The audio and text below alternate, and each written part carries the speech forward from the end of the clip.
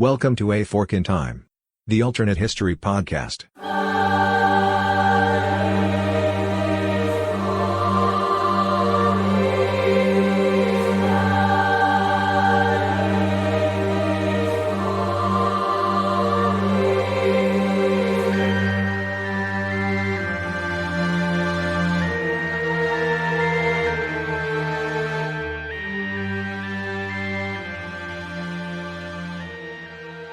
Welcome back to A Fork in Time, the alternate history podcast, and we've got the two-seater. What have we termed it? I think we've decided to term it the "What If" machine because we're concerned that Copyright issues.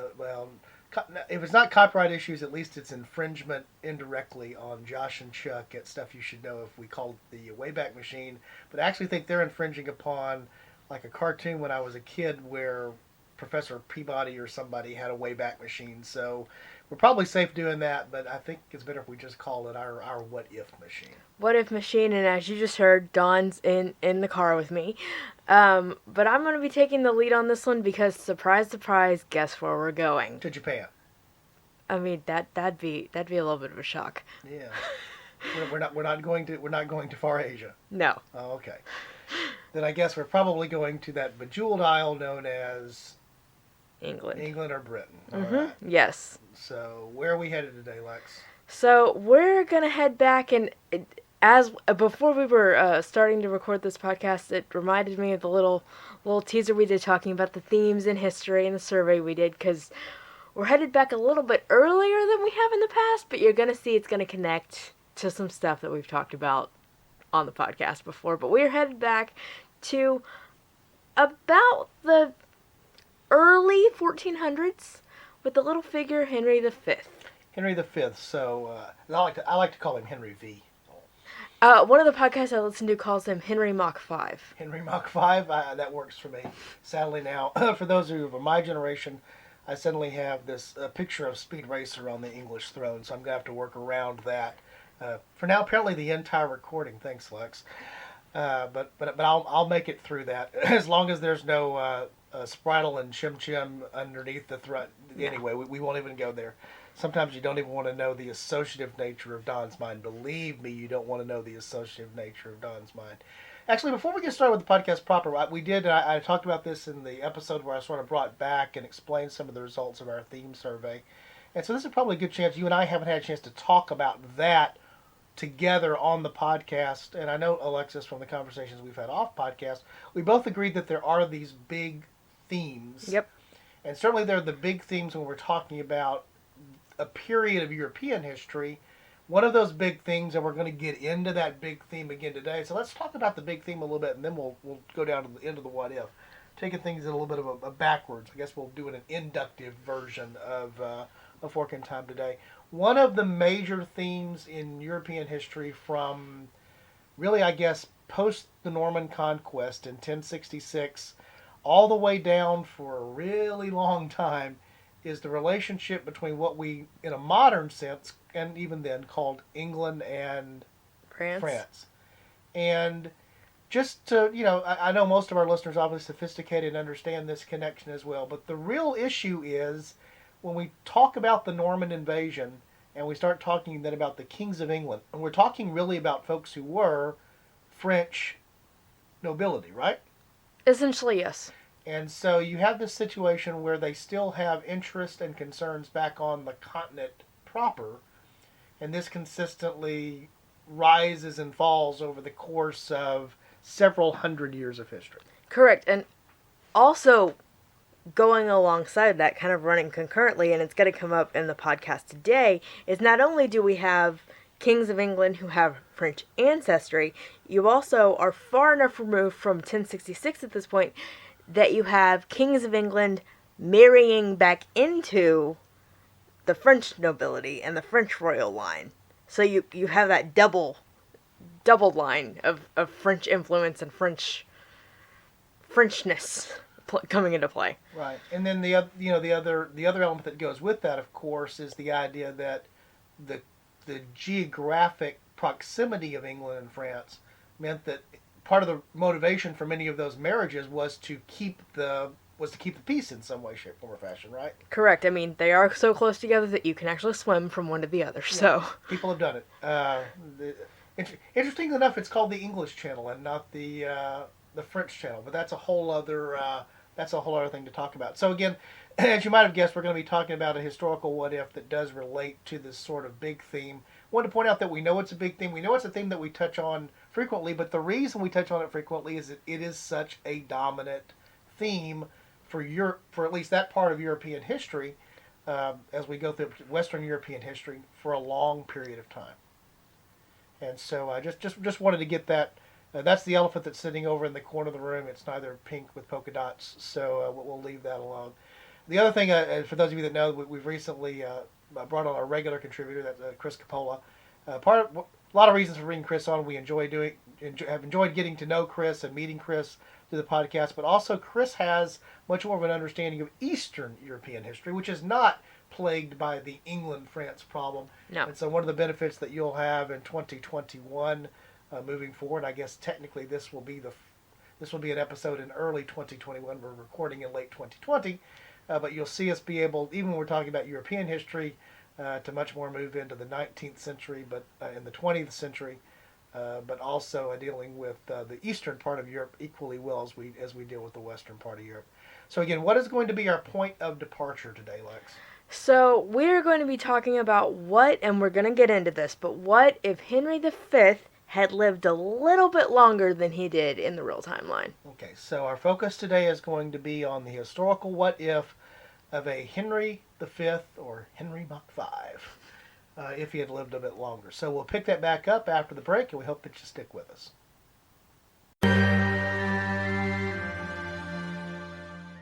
Hi there, guys. This is Alexis and Don? taking a little break from the podcast to tell you about one of our favorite things, and that is what, Dad? That's Audible. And what does Audible do? Audible does everything. At least it does everything when it comes to playing audio programming for you. So that's, I typically think of it as being audio books, but it's not just books. It can be periodicals, magazines, theatrical productions, podcasts even now. Just anything that you can imagine that is audio can come through Audible. Absolutely, absolutely. We, of course, we are avid readers, both Dawn and myself, but we like to be lazy sometimes with our reading. We like to be read too, so that's where Audible comes in. And if you're like us and you like reading, but maybe want to try being read too for a change, we have a little deal for you to check out Audible. What's that deal? The deal is an opportunity for you to get a 1-month free subscription to Audible, which comes with 1 credit. A credit is how you purchase, again, an audio book, an audio program, whatever the case might be. And so if you follow either the link that's in our show notes or go to www.audibletrial.com/aforkintime, you'll be connected there. You can see how to sign up. And again, you'll get that 1 month at no charge, a chance to try it, see if you like it. And you'll also get 1 credit, which will go towards, again, an audio purchase. That could be a book, fiction, nonfiction, whatever it might be. And I guess the other thing to mention, Lex, is what happens if you also happen to be an Amazon Prime member? That means you actually get 2 credits. And as we get into the holiday season, I'm sure a lot of people are taking advantage of Amazon Prime. So take advantage of this too. If you're an Amazon Prime member, you actually get 2 credits with this deal instead of 1. So maybe 2 books. Yeah, 2 books. Or that way you can check out different variety. You may choose a fiction and nonfiction genre, for example, to see how you like that. One of the things I know that Alexis and I often talk about is sometimes a great reader can actually make a good book even better. And a lot of the productions now, the audiobooks and other audio programs, are done by excellent readers. And I know for me, I can think of some of my favorites, don't want to belabor them here, but sometimes they can bring a whole new life into something you may have even already read before by hearing it spoken. Absolutely. Absolutely. All right, so we encourage you to take advantage of that offer. Again, that's a link in the show notes on our website, or go to www.audibletrial.com/aforkintime. Thanks. Welcome back to A Fork in Time, the Alternate History Podcast. Don Alexis with you today, taking another historical what-if trip. That's what we do here on this podcast. That's sort of what it's all about. And so today we're going to look at a point of departure, or as we like to call it, the fork. Mm-hmm. And that fork is going to be around a Henry V that survives longer and the implications of what that means. So, what do we always sort of have to cover first? That'd be the what did. Yeah, before we can talk about the what if. So, briefly, Lex, what is the historical what did of Henry V? Henry V. So we're talking about Henry V today. So quick kind of snapshot of his life. He's actually born in 1386. He becomes king in 1413 upon the death of his father, which is Henry IV. We got a string of Henrys right now. But he becomes king in 1413, and quite quickly after becoming king in 1415, he decides to go to war with France. That lasts for a few years, ultimately ending up in 1420. Henry V signs the Treaty of Troyes, and in that treaty, Charles VI, who is the King of France, recognizes Henry V as his heir. So Henry V will become King of France upon the death of Charles VI. Charles VI also gives his daughter Catherine in marriage to Henry. They get married in 1420 when that treaty is signed. The problem is, 2 years later, 1422, Henry V dies. Okay, so let me try to understand this, this is that period of history where I know enough about it to be dangerous, but not enough about it to always follow the details. And as we were talking off podcast, there's lots of Henrys. You run into multiple Edwards. It seems like every time you turn the corner in English history, there's a foreign Catherine. Yeah. Somewhere around. So, or 5 at one time. Yeah. So, was the ultimate thinking in this treaty that essentially they would become one nation? Was that really that, or is that a naive view of what was actually going on there? I sort of think of it, and this is probably not the greatest comparison or analogy. I'm sure if we have British listeners, they're probably gonna, once I said this, be like, no, it wasn't that at all. But I almost have it in my head, almost like when Scotland and England were ruled by the same monarch, but technically still two separate countries. It's almost like that. It's like we're over both, but they're still separate. They still have their own somewhat unique identities. It's just they happen to have the same ruler, same monarch currently. So I don't see, especially with geography, there is a body of water, although it's quite narrow, but there is a body of water that does separate England and France. So I don't see them kind of becoming this one nation. It just kind of happens to be that there's two nations with the same ruler. Okay. So again, and that's it's tough to know because we don't see how it's actually going to turn out. Right. But we do know that for much of this period, as we've already talked about, there are English claims to continental lands because of historical, again, going back the fact that they were Normans. It's the Norman conquest from Normandy, which is on the continent in modern day France, is the reason for that. So part of it is just understanding there. Now, Henry is famously known really for his skill, his general. Part of the reason he's in this position is he's very successful. The English army under Henry is very successful militarily, right? Yes, the most famous battle he is involved with is the Battle of Agincourt, which is also in 1415, at the beginning of this war with France. Very, very famous battle. And so part of the thinking is that if you have Henry living, he is capable enough as a military leader to hold on to what he's gained and perhaps do other things if he has the stronger base, in theory, of both England and France. Correct, yeah. To be there, and that's what would have happened. So, again, the thing that throws a monkey wrench into the whole situation is that he comes along and he dies. So how does he die? So he dies, again, in 1422, so as a couple years after marrying and becoming the heir to the King of France, and he dies of dysentery. Okay, so it's very sudden. It's not an injury from a battle. It's just a disease that he dies of in August of 1422. Okay. Does he die with or without an heir? He does have an heir. The problem is that heir is very, very young. How young? Less than a year. Less than a year. So as we often run into in a lot of situations when we look at history and monarchy, we run into this situation of a regency situation. Correct. And normally, at least from my take on that, there tends to be a theme about regencies. I don't think I've ever read about a regency that just went really, Swimmingly? yeah, It went great. There yeah, was no problems. yeah. There, the truth of the matter is, if there is such a regency, the reason that you probably don't hear about them is, well, because nothing happened. But it does seem to be that normally when there's a situation here, it's really candidly one of two things. It tends to be the regent wanting to hold on to the power that they're supposed to temporarily wield on behalf of the person for which they are the regent, Right. or the fact that you have an opportunity that suddenly opens because you have an infant or a child, or be a boy or girl, king or queen. You have somebody who's not of the age of majority yet to assume the throne in their own right. This opens up the door for somebody else who has designs upon it. So those designs might be the regent themselves, or it might be somebody else. Right. And a thing that happens with regencies a lot, in fact, we're actually going to get into this family a little bit later in the podcast, but I have a line from the Tudors in my head where, again, we're dealing with a regency, and it's like whoever controls the monarch, if it's a regency, controls the throne. So especially when you have a regency where there might be multiple people that are qualified to hold that regency, you have this infighting of they have it and then it gets ousted from them, and that it's not very stable.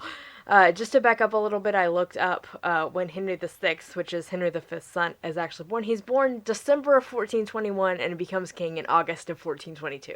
So very young king on the throne. Yeah. He's when you're less than a year old, you're not exactly going to be able to wield power in your own right. Correct. Across an entire kingdom or across multiple kingdoms, again separated by a body of water. You're not even able to wield your own authority inside of your own crib, hardly at that point. Right. So, who is named his? We'll get off the historical what did obviously here and move into the historical what if pretty soon. But who is named? Who is regent? How is Henry VI, at least in theory, ruling things here? So he's got a few uncles that are kind of ruling for him currently.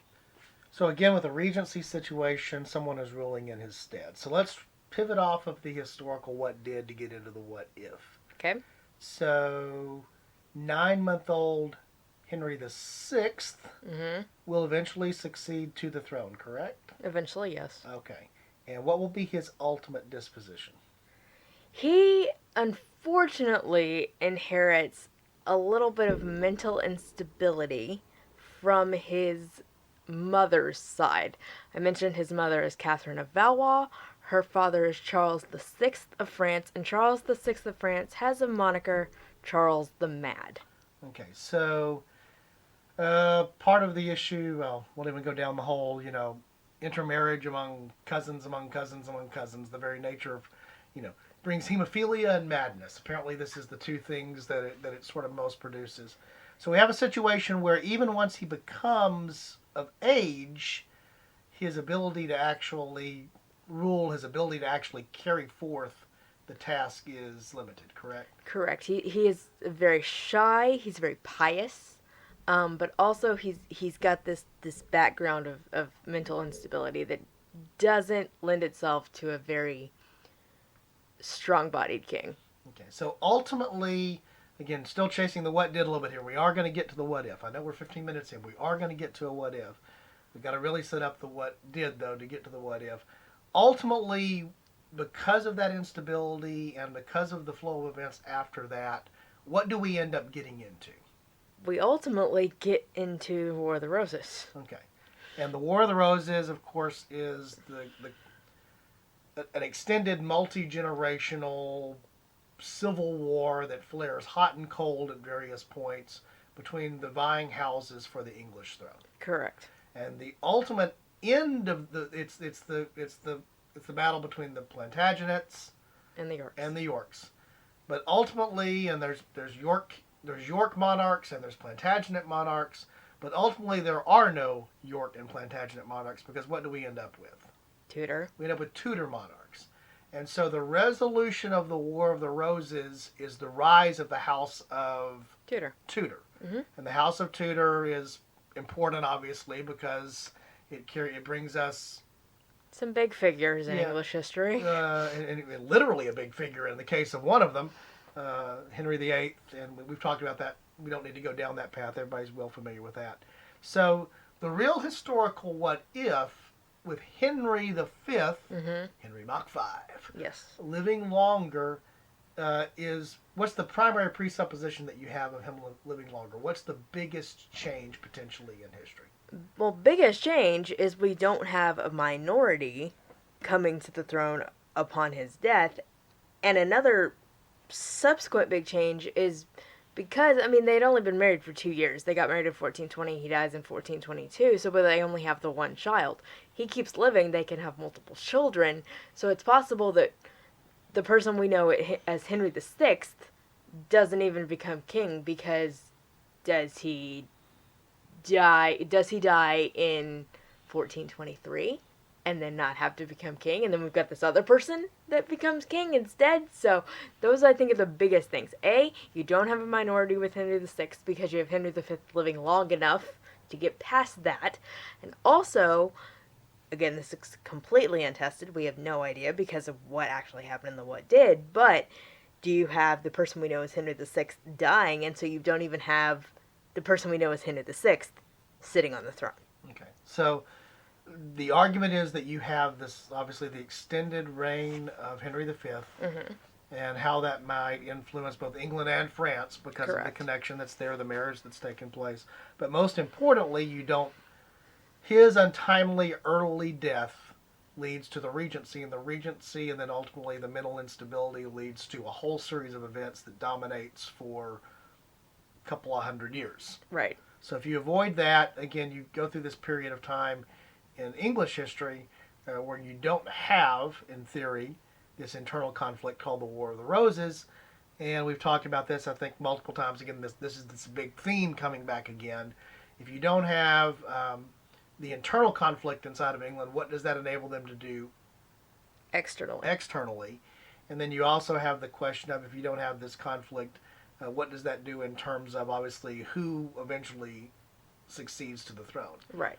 I mean, we've talked about this so many times through a number of different ways that we managed to get there. Is that, we did this in one of our early episodes, which was about what if Arthur, Henry VIII's older brother, had actually lived. You get no Henry VIII. Right. This is going back multiple generations to get to no Henry VIII.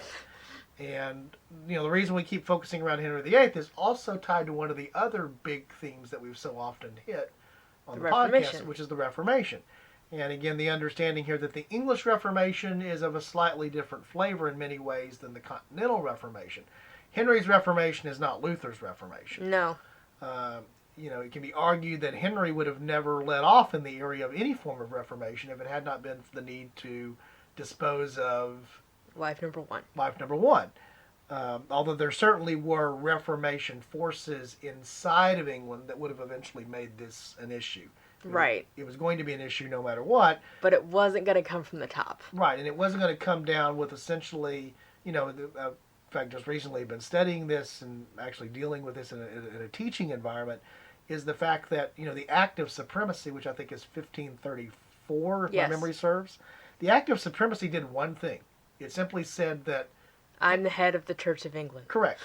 And for the most part, the practice of the Church of England stayed the same. Would not have been distinguishable to any outsider who didn't know the background to what had been the case of the Catholic Church. Correct. And so the English Reformation, the major figure that drives the English Reformation is Henry. So if you remove Henry by going back far enough that you change the descendant line, that's one of the long-term ripples of this particular fork in time. Correct.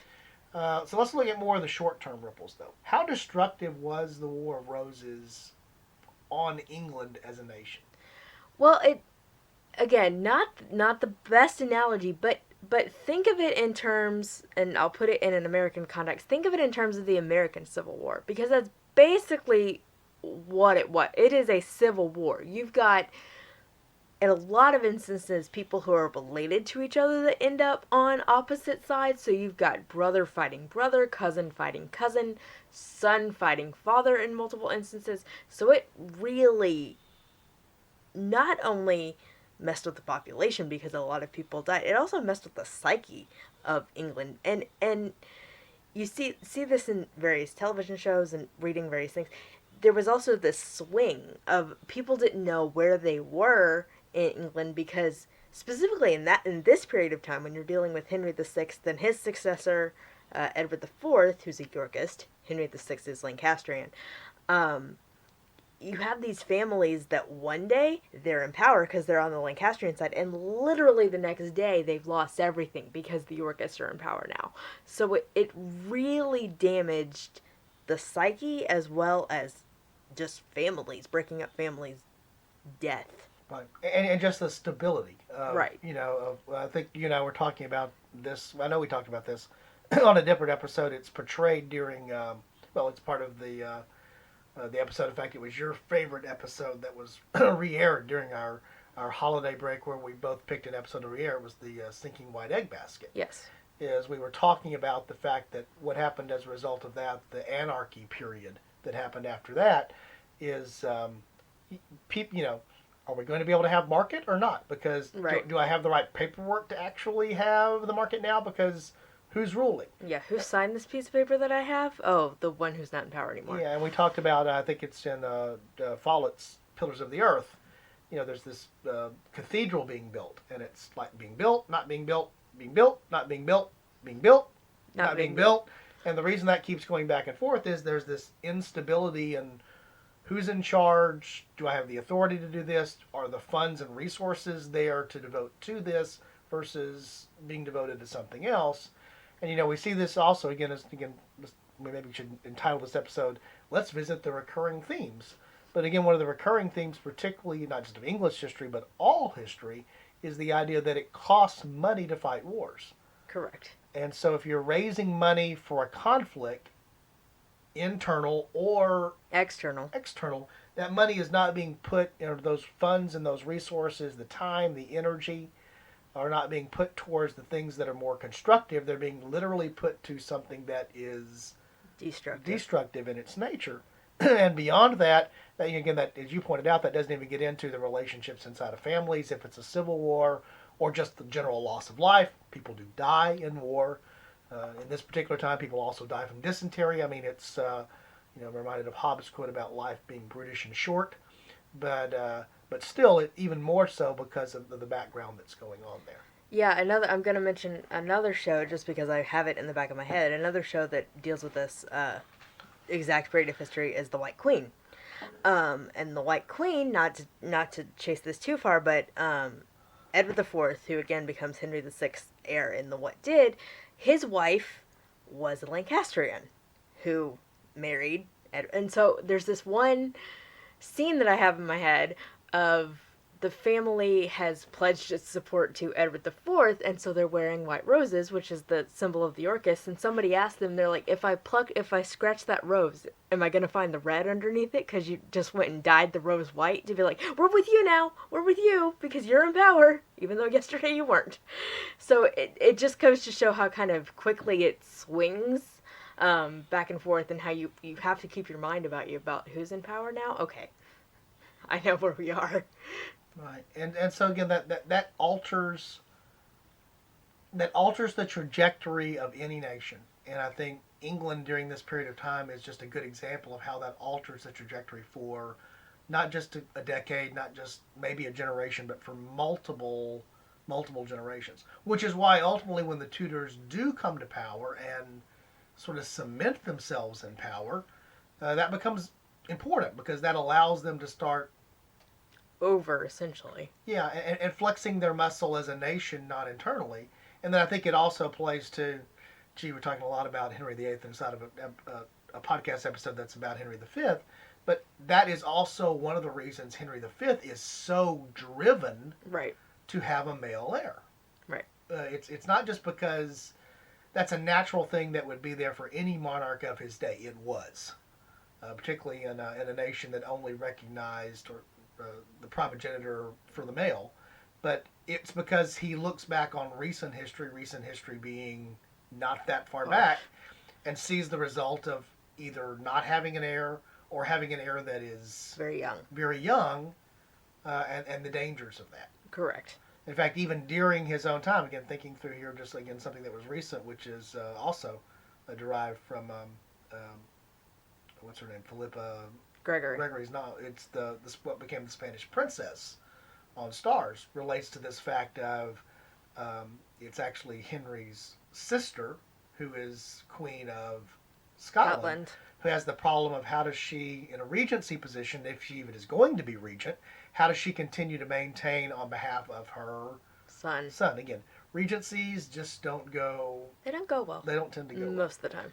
So that's the big picture. No War of the Roses. If you have no War of the Roses, you can argue there's no rise ultimately of a Tudor line necessarily.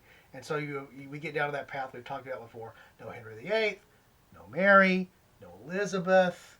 Then because no Elizabeth, no ultimately the invitation to James. We've been there, done that. See multiple episodes about where that's at. And I'm sure we'll come back around to it again. In the shorter term, again, Henry is a notable figure. In fact, he's almost mythologized in Shakespeare's writings on him. I guess is it the famous speech that's immortalized that's applied to him, and the St. Crispin's Day speech is his, right? Yep. In Shakespeare's writing. So in the short term, the other benefit of Henry not dying so young is you've got a young, late 30-ish Henry, fresh off a win, married with a son, already secured. He might do other stuff. Yeah. Yeah. So is it possible, I mean, do you have any thoughts, we didn't talk about this off podcast, Lex, do you have any thoughts about what might have happened, what Henry might have done during Henry V's life? Well, I think, as you mentioned, he's a warrior. We've already done war in France, so I think there, wouldn't be that far of a stretch to start doing conquests in other realms of the world, whether that's in Europe or it's looking towards the New World. We're a little bit before the kind of big age of exploration, but we're starting to get that way in the late 1400s. So I think if you have this stable, secure Henry V, who isn't dying in 1422, if he's living, I mean, he's only in his 30s, so if he's living into the 1460s, 1450s, I think you might see him start to dabble in New World exploration and things like that, and kind of expanding. He's already expanded his realm with becoming King of France in addition to the King of England. So I think you see him expanding his empire into further reaches of the world for sure. Yeah, one of the things that's always intrigued me, this is a little bit of a departure, but I think it relates to this, is eventually Columbus, an Italian, will sail on behalf of Spain in 1492 and quote-unquote discover the New World. But the Portuguese were also a major exploration influence. They had just chosen to be working around the coast of Africa and opening up the trade routes to, in fact, they sort of owned the sea trade routes to Asia, going around the African continent route, which is why there's this desire to see if we can go the other direction and get there quickly. England is, and even then was well known for being a naval, militarily, but certainly a capable merchant nation. Much more so, England will become more of that moving forward. But it's always intrigued me the idea of, if you had stability in England, given their sort of natural bend towards being a seafaring nation, being an island, all the reasons for that, would they have maybe started to challenge the Portuguese in the traditional trade that went around Africa? And so you may have seen a very different type of colonization map for Africa, where it would be more English, and then obviously ultimately once, maybe someone convinces an English sailor to try to sail west to get east. So maybe it's not a Columbus, maybe it's, fill in common English surname here, Right. might have been what would have been there. So I think it's interesting to posit the idea. Again, this goes back to that idea of stability. To posit that idea of if you had had a more stable England, not enduring the War of the Roses, having a more stable situation with its continental ally slash enemy in the nature of France, what could have happened in terms of England becoming more of a exploring versus a capitalizing on exploration nation, which is ultimately what happened. They weren't the big explorers per se, but they capitalized on it. Right. Or perhaps them challenging the Portuguese or somebody else for some form of dominance in the trade around Africa and what that ultimately meant into the Indian Ocean.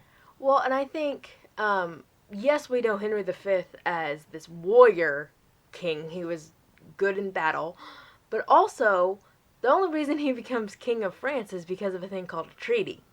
So, you might not have seen him challenging places like Portugal and Spain militarily, but you might have seen him allying with them in a treaty to, hey, Portugal, let's ally together. You've already got these trade routes. Let's work out an agreement. I don't want to fight you, but I want to ally with you and extend my influence that way. So we tend to think about Henry V as just this warrior king, and that's fair. He was good in battle, but if you have him living longer and he's able to use his diplomatic muscle, I think that's another possibility to kind of ally himself with the different countries of Europe to extend his influence that way as well. Yeah. So the near-term influence, again, potentially is a stronger, more engaged, more international England. Not that they weren't during this period of time, because you couldn't avoid it, but powerful in a different way. We've talked about that, I think, also in a past episode. But then you also, of course, you avoid the War of the Roses, which creates longer stability there as well. One of the obvious downsides, because we've made like 5 references here to fictional novels or the television miniseries that have been made from them. A lot of mileage has been made out of Gregory's books, for example, in a lot of ways. Which really only cover like 100 years, if you think about it. Yeah, and she's managed to write, what, 5 or 6? Something like that. Or more novels. The thing that immediately jumps to mind is one of the impacts of Henry living longer is, you may have different stuff on TV. Yeah. Because you wouldn't have this great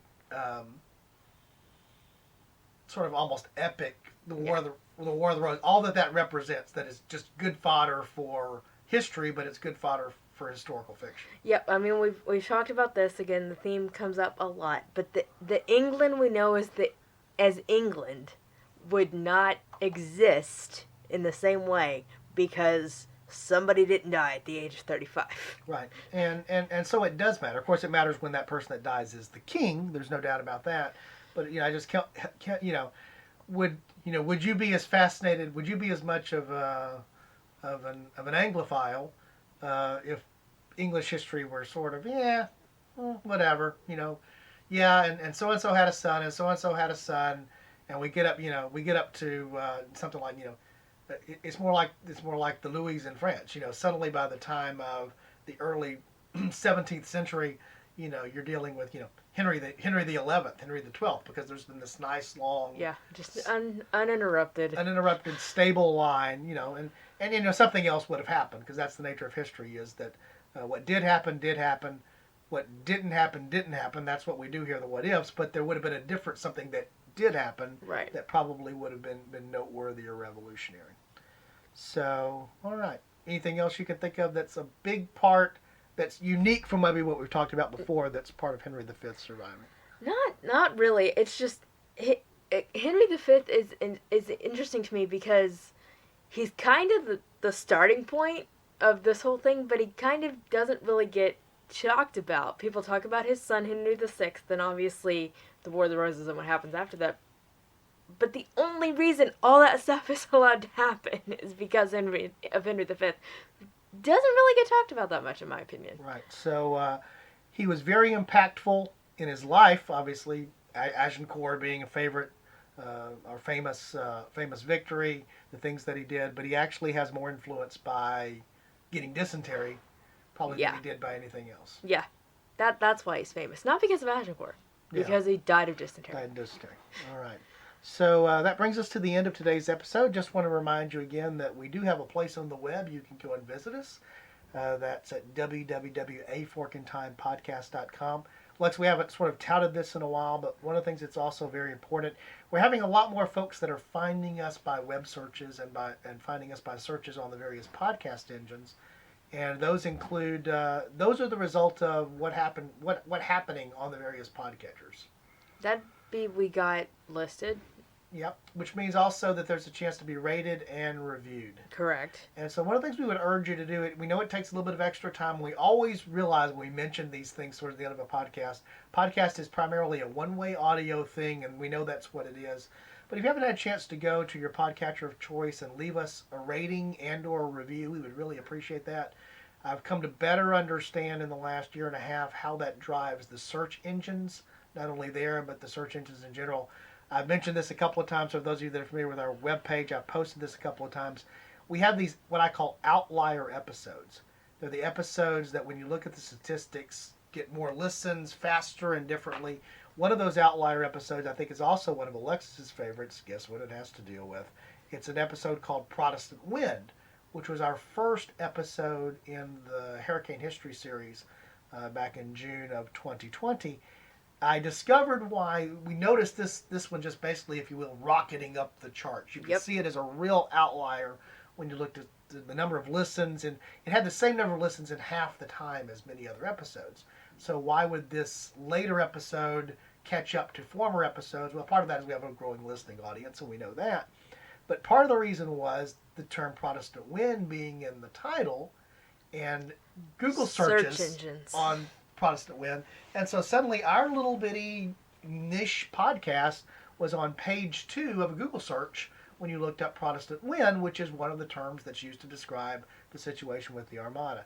So your little rating and review can help people find the show. And one of the interesting things about people finding the show is that more and more people are finding the show and reaching out. And you'll see this over episodes that are in the coming weeks and the coming year. They're reaching out in a way that they'll be participating with the show. So that's a long way of saying, do us the favor of, we would prefer 5 stars, but just go and do it if you get a chance. Yep. And take care of it. Last thing we're going to do is, again, thank everybody for your support during 2020, a trying year, which we're not fully done with yet. The good news is there's vaccines now that are starting to become available for the global pandemic, and hopefully we'll see the impact of that quickly in 2021, although it will take time. But we appreciate the support of our listeners, and just would encourage you, if you do have the opportunity and you do have the means, we would appreciate the other ways that you can support the podcast. If you go to our website or look in the show notes, you'll find a link to our Patreon page, where if you want to become an ongoing supporter of the podcast, you can do that for as little as $5 a month. And that money gets put to good use. It helps to provide the storage space for the episodes and the hosting and all the things that go with the podcast, which are fairly nominal costs, but they are in fact costs. And then, for example, I'm looking here at the mixing board that we use now and the microphones that we use now. Those are the result of the kind support of our listeners that have been provided over the first 18 months of the podcast. And even if you can't do support on an ongoing basis on our website, you'll find a way that you can provide a one-time donation or one-time support. If you want that to be designated towards something, let us know what that is, and we'll be happy to do that. So I don't have anything else. Lex, do you have anything as we get ready to close? I don't think so. All right. Once again, we thank you for joining us here on A Fork in Time, and we remind you of I do have one more thing. Okay. If you do go to the website, one of the things that I was able to work on over the holiday period is merchandise. What? Yeah, Alexis doesn't even know about this because this No, is I so don't. new. So there's a couple of different companies that do this, but one of them actually makes it very. Part of the problem with doing customized logo merchandise is normally you have to do like setup charges and minimum orders to get things down to a reasonable price. And so there are a couple of resources online, including one that I became aware of because of one of the podcasts that I listen to, that will actually let you do that sort of on demand. So if you've been dying, I mean absolutely dying, you cannot believe that you do not have a Fork in Time coffee mug, for example, to drink your coffee out of. If you go to the website, you'll find the option there. It's one of the links that's at the top of the site. It talks about being able to shop for logoed gear. If you click there, you'll see that you do have the ability to order shirts and hoodies and t-shirts. At this point, it's just our basic logo, so it's nothing complex yet. We'll work on adding some specialty things there. For example, I think we will end up with a shirt that says, if you encounter a fork in time, on the front and on the back, it'll probably say, I'd wear that shirt. yeah, Take it. We'll get some stuff like that going, but taking a little bit of the advantage here.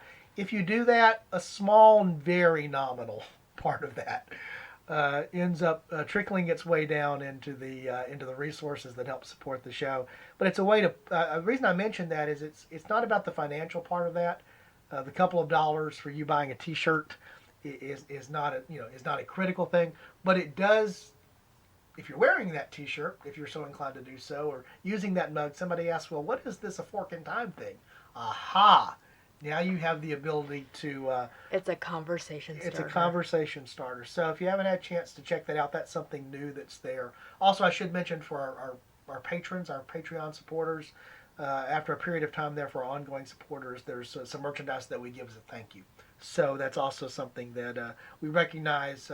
You work hard for your money when you choose to devote it in this direction. We hope it's because you enjoy and find the show valuable, but also want to give you something back in return. So again, apologize for not telling Alexis about that and surprising her. It was interesting to watch her face. I went to the website. I have the website pulled up right now, guys. Yeah, so just mentioning that stuff is there. And any feedback that you have on that, this is a new thing to us. I think the prices are reasonable, all things considered, but particularly because we don't have to pay the larger upfront charges to get things set up, which is one of the things that I'm most excited about. So if you've been craving some A Fork in Time merch, it's possible to get that now. That's the good news. Perfect. All right. So having said that, I mentioned it here as we were leading down towards the close. We like to sort of close out with our sort of take on that famous Yogi Berraism. And that's, if you encounter a fork in time, Lex, what is our recommendation? Take it. Thanks for joining us today, guys.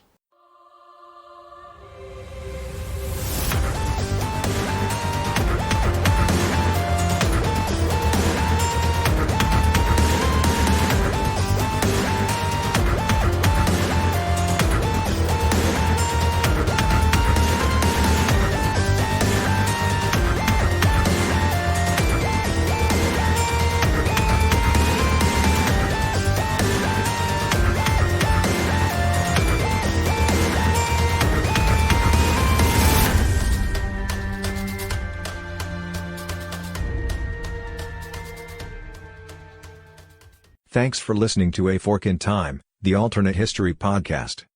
Learn more about the podcast at www.aforkintimepodcast.com. Join us next time.